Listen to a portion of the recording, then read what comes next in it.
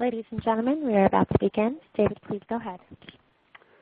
Thank you, and hello. My name is David Port with PropertyCasualty360.com, and I'd like to welcome you to today's webcast, Elevate Commercial Auto Profitability with Driver-Based Ratings. This event is produced and sponsored by LexisNexis and brought to you by PropertyCasualty360.com. Before we turn to today's program, a few details I have to share with you. Our goal is to give you the tools to make this an interactive event. So if you look at the presentation console on your computer screen, you'll see it gives you the ability to tweet your thoughts about today's event or to post them directly to your Facebook or LinkedIn networks. So we encourage you to do that, and there's no need to open a new browser screen to do so. Just scroll along the bottom of the screen that you see and click on the widget of your choice.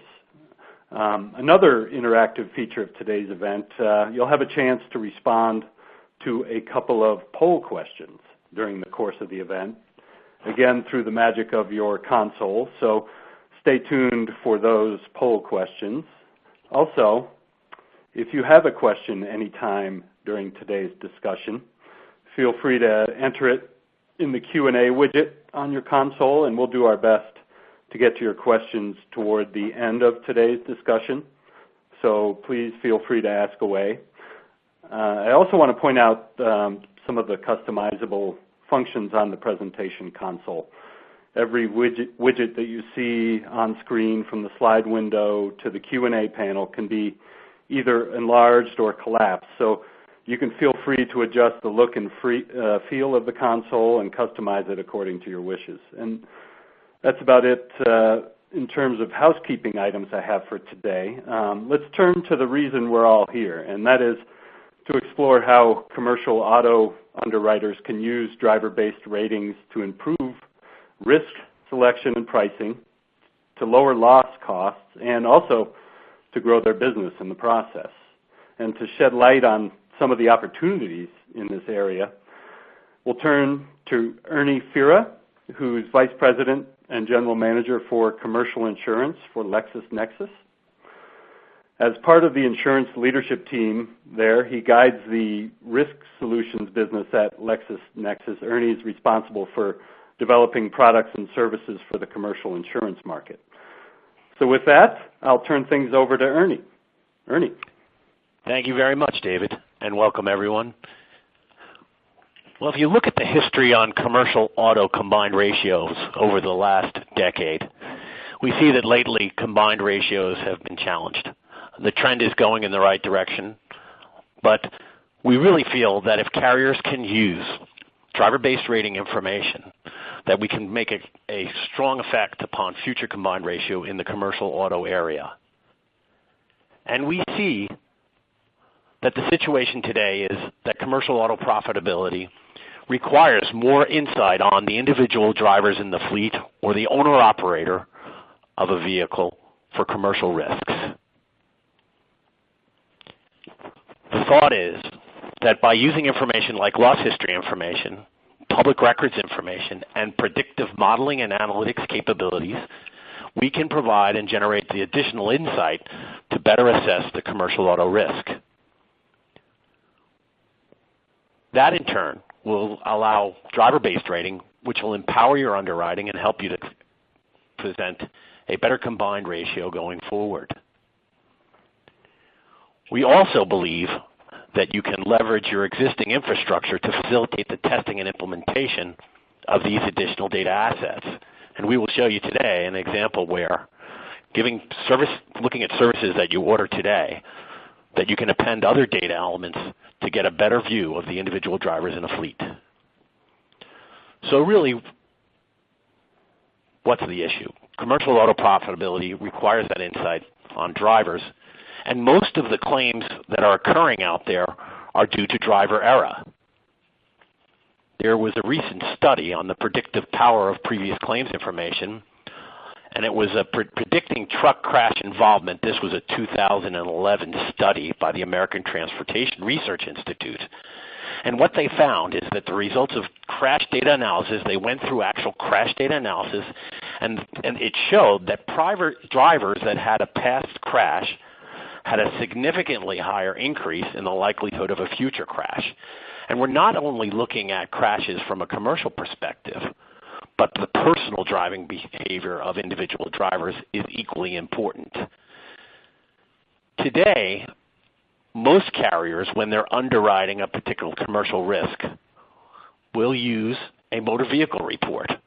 But let's take a second to look at some examples of actual cases on motor vehicle records. Here's an actual case example. What would a motor vehicle report show in each of these different scenarios?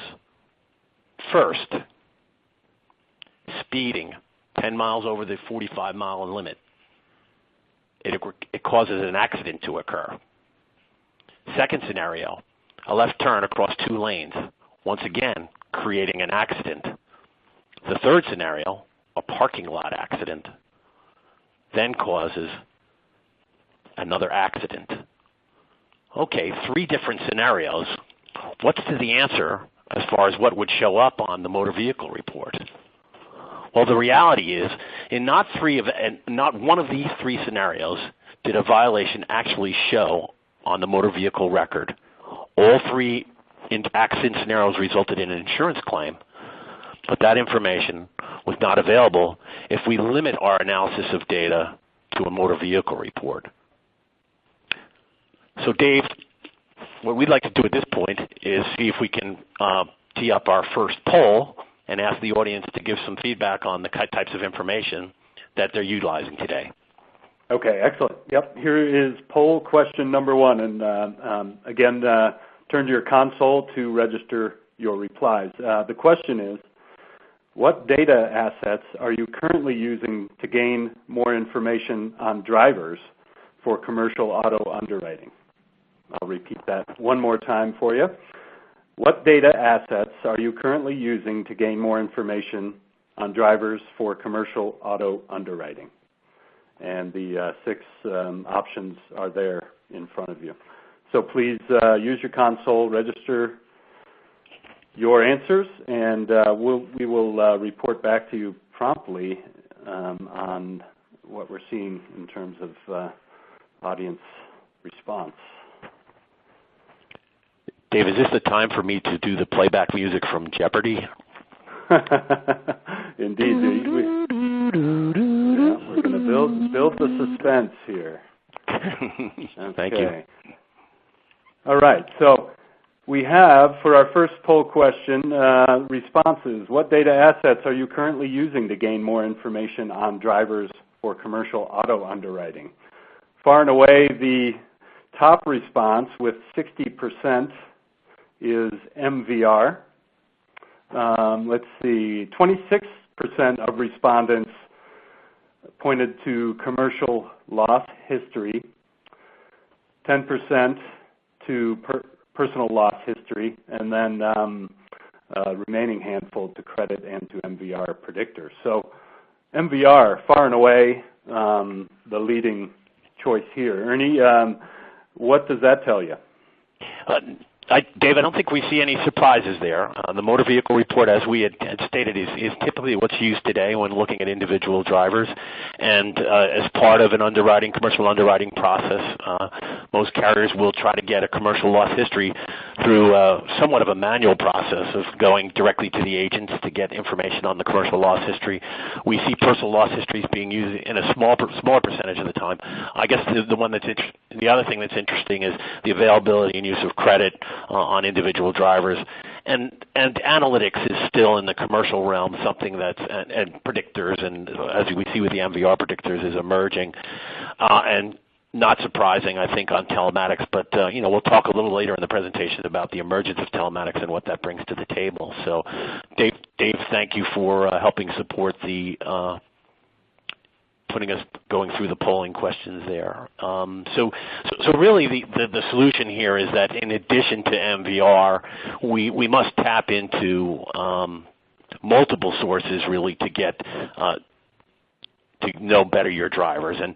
And the sources that we're talking here about are loss history information, public records data, and analytics. And then once again, emerging is the area of non-FCRA governed data assets that can be used to look at individual drivers in a fleet. And we'll talk about each one of those.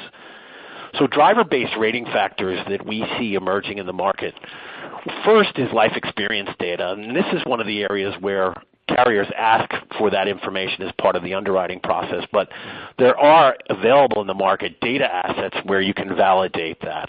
So when it comes to the current marital status of drivers, is the driver single, married, separated, or divorced? And the fact of the matter is married drivers happen to be safer than the single guy that just got the car from Pizza Hut.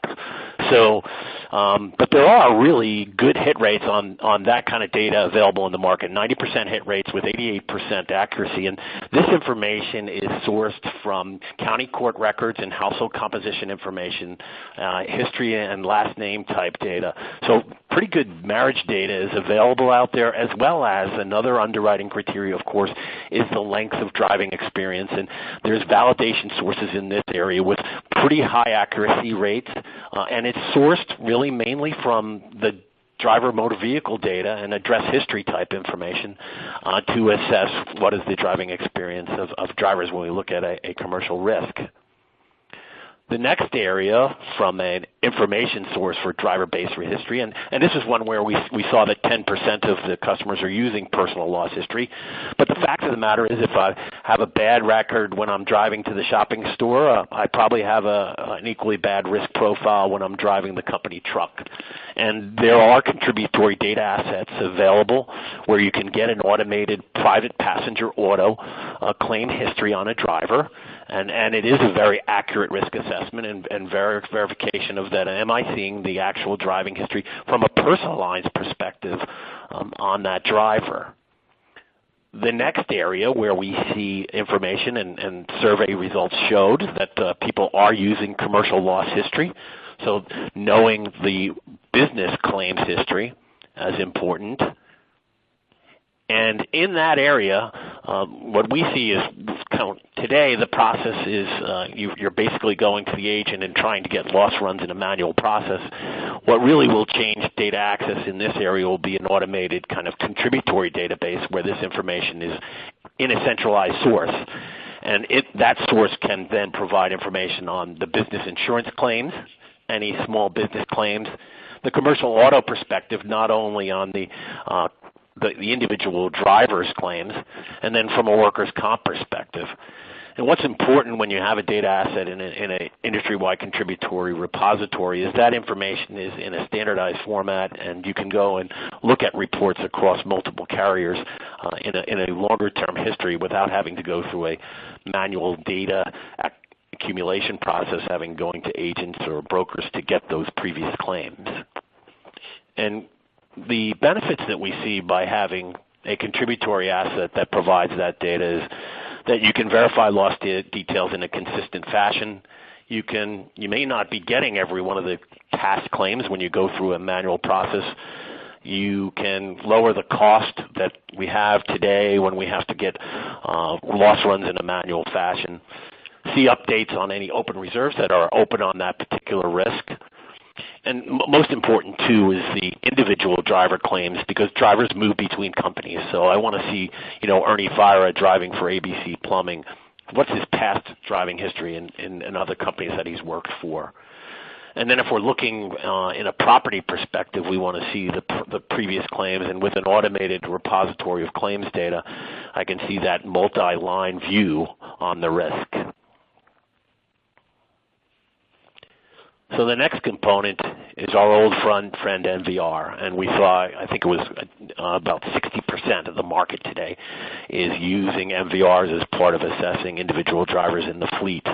And, MVR also is the largest expense, and we look at kind of a $700 million price tag that the industry is paying for registry fees to the states to get those MVRs. So if there's any way that we can reduce that cost as an industry that can have a strong impact on combined ratios, States continue to significantly increase their MVR registry fees, so it's $700 today, but those costs are going up.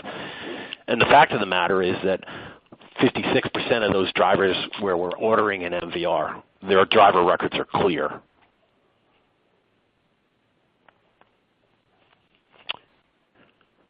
So the other emerging area, because of these high registry fees, are what we call violation predictions, which use predictive analytics to assess whether someone has a dirty or an MVR that has a violation on an individual driver.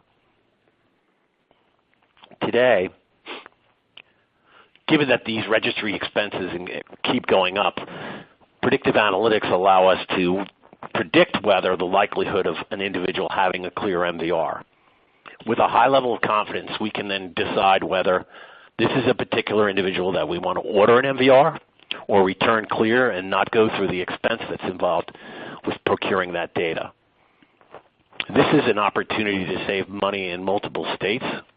In some states, the states will provide an activity file, but in other states, the predictive model is one that helps us mitigate the cost of registry. So at this point, Dave, we wanted to do a second poll, so I'll pass the baton back to you. Okay. Poll question number 2. We're going to stay on subject here, that subject being MVR. And here's the poll question. Again, audience members, please register your replies, and we'll report back promptly. What MVR cost-saving tools are you currently using? And you have five options here. Maybe I could explain the 5 options. Duplicate check is, have we ordered an MVR on this individual within our company before? Driver history databases, where the states keep a history of driver MVRs.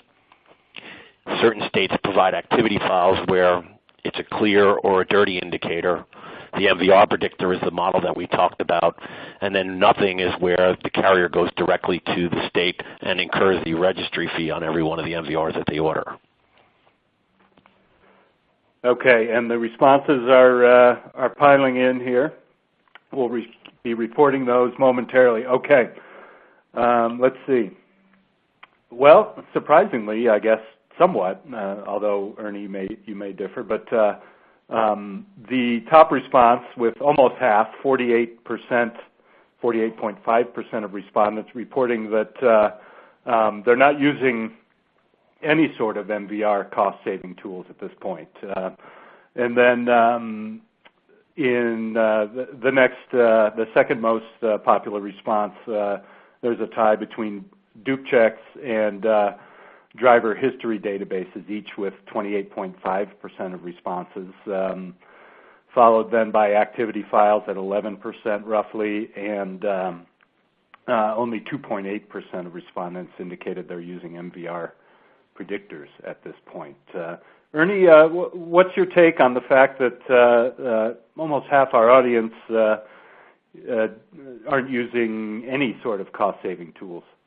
Yeah, I mean, I guess the real point here is that there is a large opportunity based on these responses for carriers to put an immediate cost savings in place, because typically, you're already ordering that MVR and it's easy to implement these cost saving tools. So, I would encourage anyone that's not using cost savers like activity files and MVR predictors to take a look at it, because when we want to take a bite out of that combined ratio, I think this is a very large area where we as an industry can see some significant improvements. So these tools are out there. I'd encourage carriers to take a look at them. Okay. Thank you, Dave, for helping there with the whole polling program.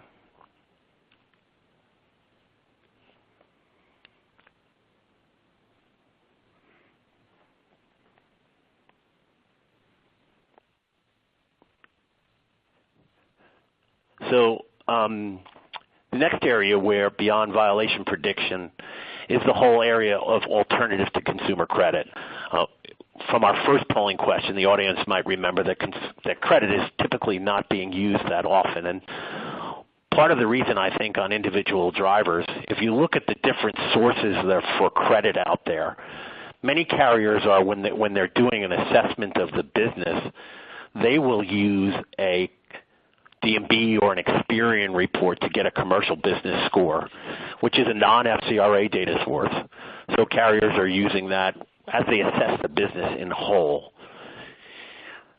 We also see carriers using an FCRA-governed data source, which is available from Experian, Equifax, and TU, to look at individual drivers. We see usage here in the owner-operator stage where there's a small one-driver situation, and you can get the consent from the individual driver to use their consumer credit to develop and get better credit information on the driving risk of that particular driver, owner-operator.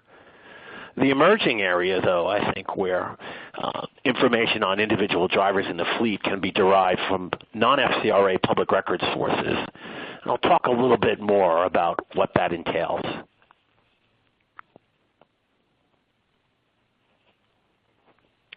When we look at a fleet of drivers, of course, if we looked at consumer credit information, their scores from a loss propensity perspective will be all over the place. But by using a commercial auto score using public records information, we can sort drivers and get their risk on a driver-by-driver assessment. So utilizing public records and data assets, there have been developed these scores on individual drivers. And the data that's used is public records information, driving history, and accident history to help you assess and provide a score, much like we use on the personal line side when I try to assess loss propensity on drivers for individual drivers in the fleet. So we think that alternatives to consumer credit will be an emerging area for carriers to really get better assessment and granularity on the drivers in a fleet. So we've talked about so far about there's a need to use more information beyond MVR and loss history, public records, and analytics. And we just talked a little bit about certain non-FCRA data sources that are out there. But how do we work through delivering this new information into our infrastructure? And we would propose that using your existing MVR ordering infrastructure can facilitate the integration and ordering of this data. Let me show you how that would work. Today, you submit many MVR orders on individual drivers.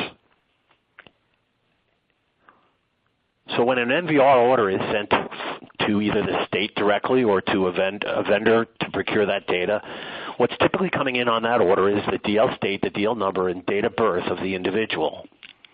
An MVR is then ordered from the state, and the MVR result comes back and it's delivered back into your infrastructure. That's typically in a system-to-system connection and delivered in an automated fashion. By taking that existing infrastructure, going and ordering the MVR result comes back. On that MVR result is additional information on the insured, including their address. Before the result is sent back to you, you can then go out and order the personal auto loss history on that individual, bundle it with the MVR, and then provide in an appended record both the MVR and the personal auto loss history data. In the same fashion, we can take that insurer data and order the commercial auto loss history information. Then, next, we may want to check life experience data. And lastly, I may want to get that commercial auto driver score along with this information. But the point here is that you're leveraging that existing MVR ordering infrastructure to append all this additional data and then provide back the data into your infrastructure along with and append it to that existing motor vehicle report. So when we saw 60% of the industry out there ordering MVRs, there is, using that infrastructure, the opportunity to access additional data. But we can't do everything, and we can't do everything at once. So the one thing that is important is first to test and use your existing interface to see how this data would come into your business and how would it make a change for you going forward in better underwriting.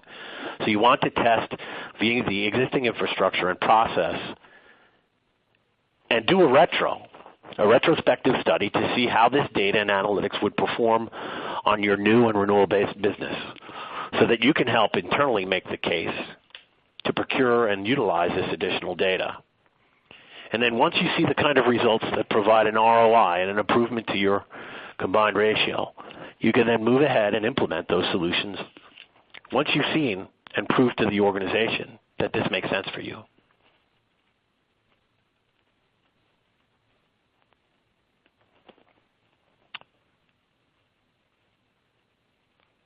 The next area where we see the emerging, and this was where we saw the lowest percentage usage, was in the whole area of commercial telematics.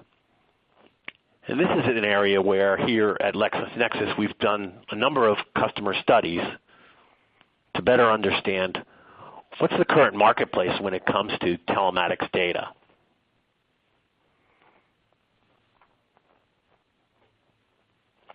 In the telematics area, there are a number of existing service providers, telematics service providers, who are providing information services and telematics devices, but where we see them is mainly in the large fleets. So companies like FedEx and UPS will all have telematics devices on their vehicles. So when we look at the spindle of driver-based rating factors, telematics is the one is the exciting and emerging area for us. We actually did a study where we looked at the estimated demand both on the consumer and in the business area for usage-based insurance, aka telematics. We found that 17% of the consumers had demand or interest in a UBI-based solution.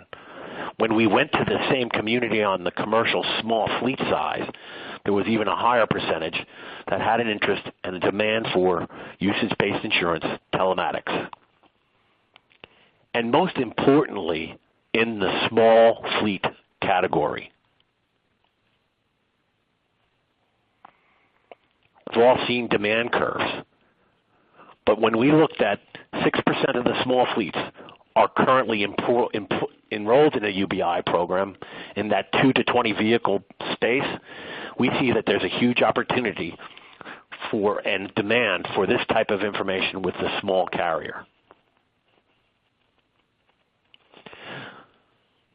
But any carrier looking to take on this challenge, you have to look through what are the resources and needs required to be effective in putting out a telematics solution. You have to have an infrastructure that can take in this very large data and manage any exception processing. What's the signature of the different drivers that are in the fleet? We have to make sure that we're using actual trips driving the commercial vehicles and identifying the drivers effectively. So driver signature is very important. The validation and the data integrity of the information coming in is also a technical challenge that has to be addressed. And then how does this data move into my existing infrastructure? How do I create the scoring and reporting needs on telematics data?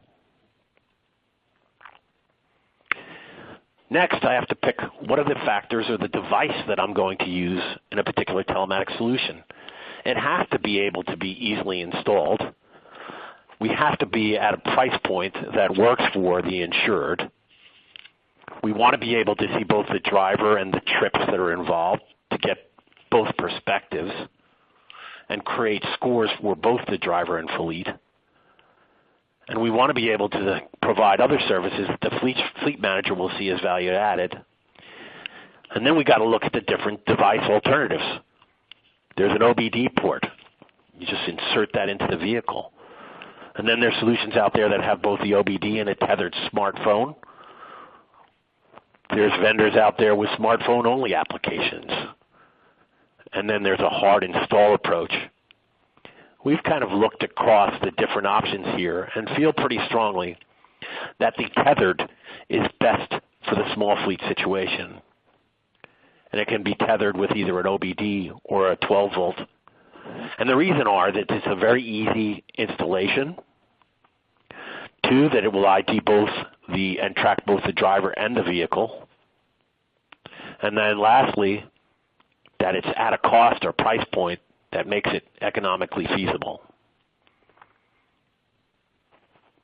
A full telematics solution really should bring together the fleet score, a composite score across all of the drivers that are involved in this fleet to better predict future loss propensity, a driving score that does an assessment on the actual driving of the individual drivers in that fleet and can look at patterns across that fleet.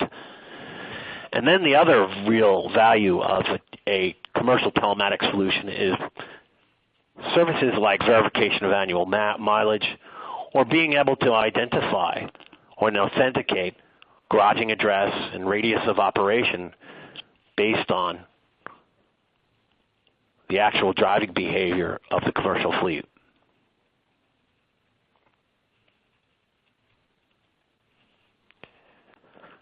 So by putting together these components in a commercial telematics solution, you really have the insight on the fleet risk, the driving behavior, verification, authentication, and a huge insight.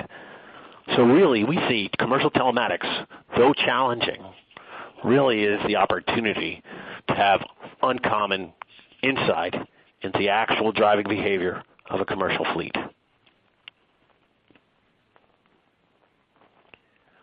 So driver-based rating factors, there's many different opportunities to use information to better assess risk, telematics, the emerging area, and a number of additional services that are very important. With telematics, what we've seen is that this kind of driving behavior and insight is very powerful. Our analysis and research has shown that business owners are not resisting it.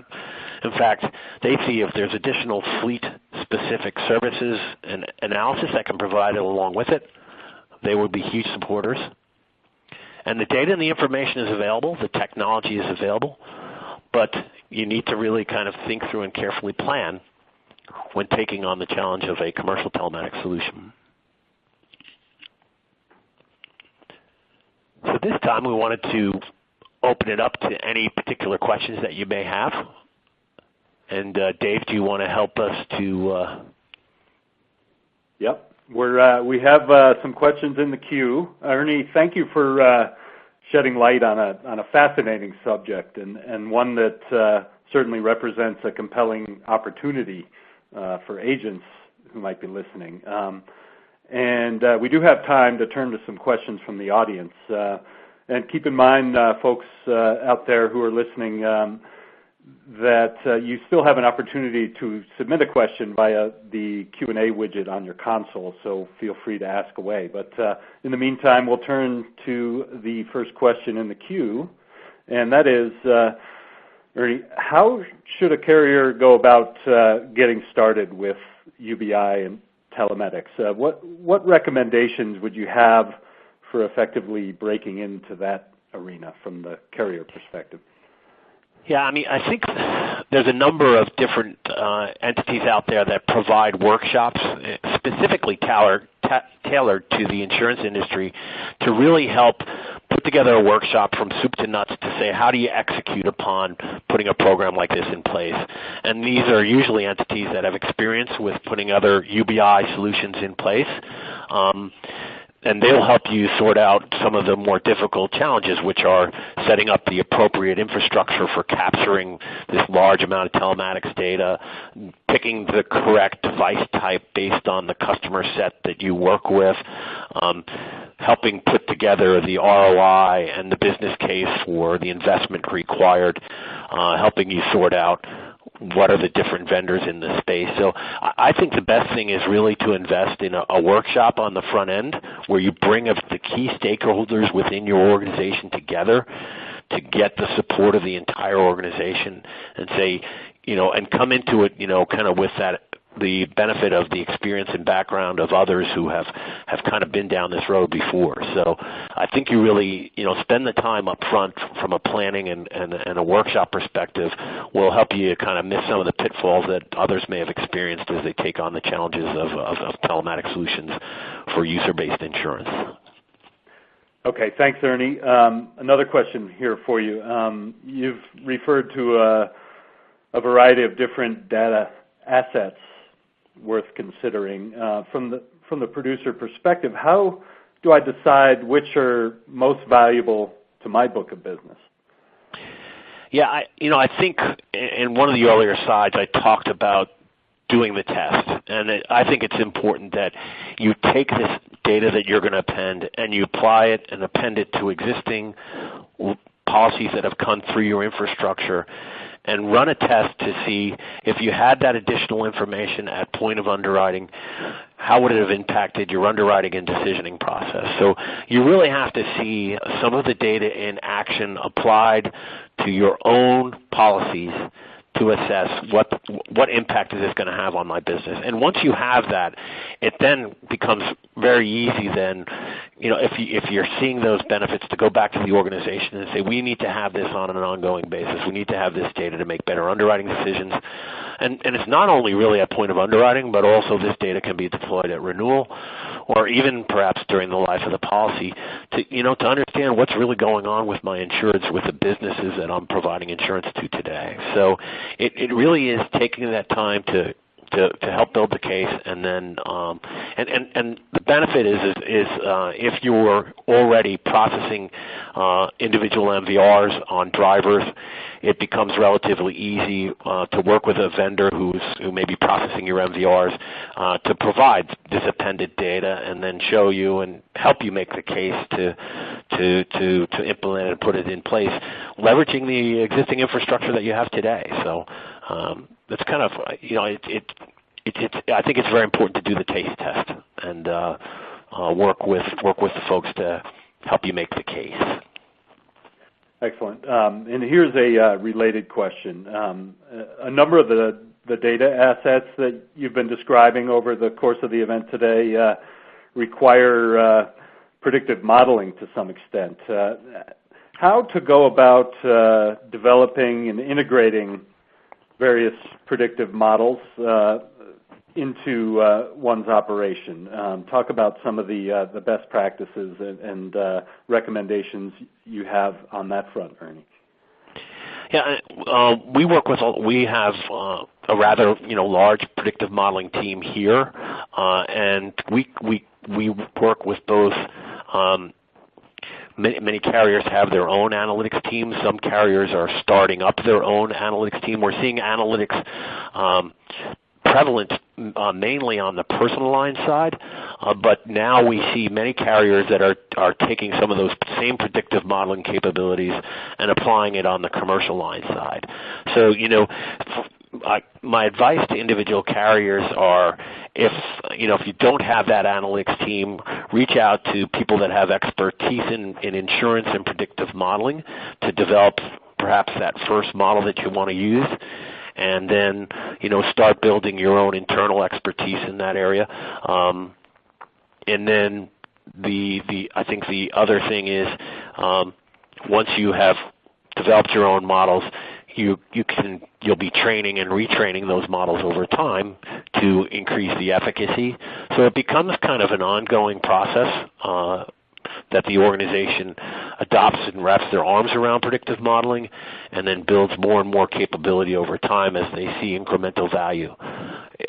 Pick that one spot where perhaps you believe that data is readily available and it may be a pain point within your organization to work with predictive modeling capability.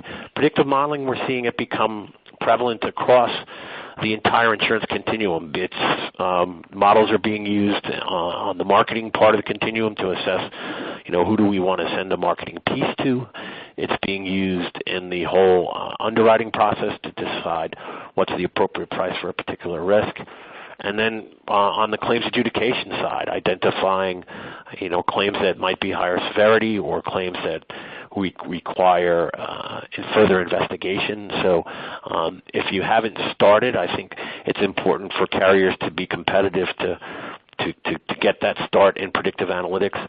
And a start can come from really good reaching out to a vendor, consultant, or someone out there that has expertise to get started. Much in the same way with commercial telematics. I think it's important if you're just beginning to get the training and expertise of others, and then build your program from there.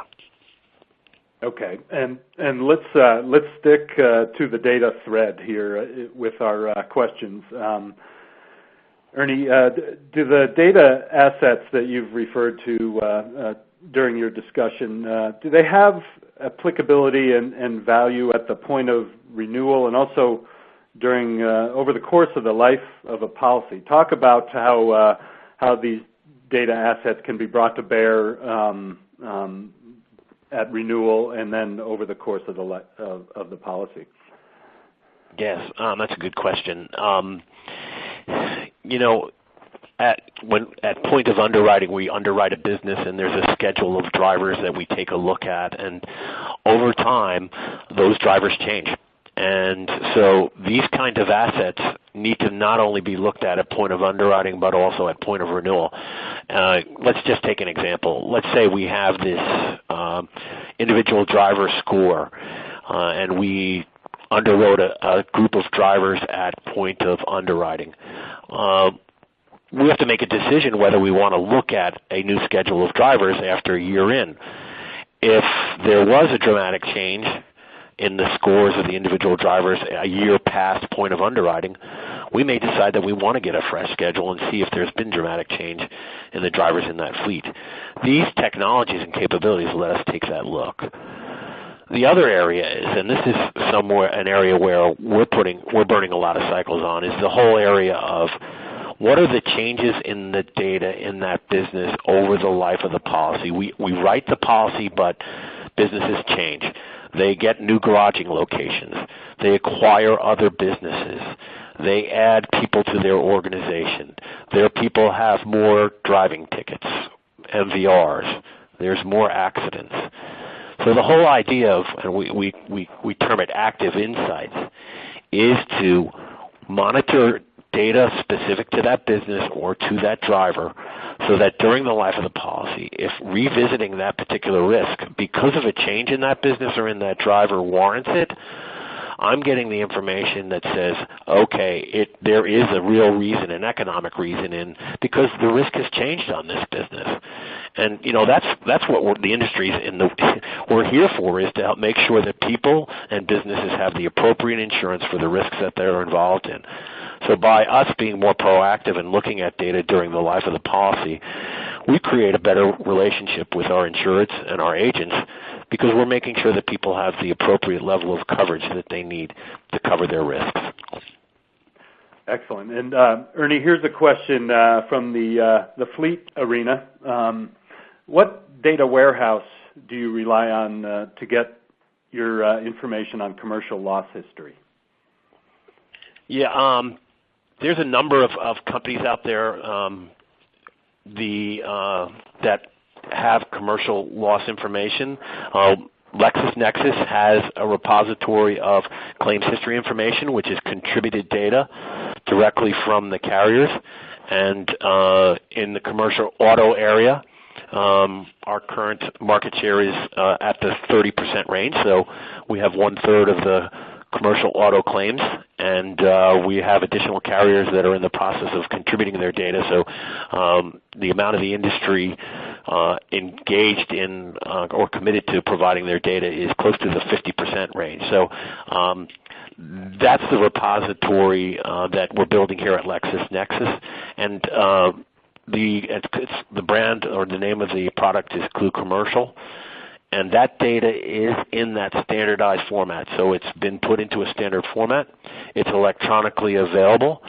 So it pretty much immediately changes that paradigm to, the manual process for acquiring loss history information to an automated electronic database, which, by the way, that capability has been around on the personal line side for over 25 years. So it's good to see on the commercial side that we're moving to a more automated approach for loss history runs.